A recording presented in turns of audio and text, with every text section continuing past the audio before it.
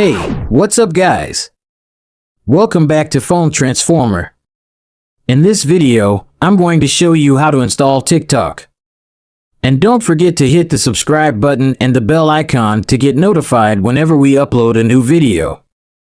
Step 1. Open the Google Play Store on your phone. You can find it on your home screen or in your app drawer. Tap on the search bar at the top and type in TikTok. You should see the app icon with a blue background and a white musical note. Tap on it to open the app page. Step 2. On the app page, you will see some information about the app, such as the rating, the number of downloads, and the screenshots. You will also see a green button that says Install.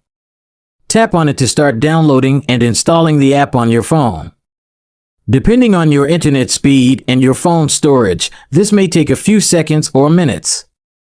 Step 3. Once the app is installed, you will see a button that says Open. Tap on it to launch the app and start using it. You will need to create an account or log in with your existing one to access all the features of the app. You can also skip this step and browse the app as a guest, but you won't be able to post or comment on any videos.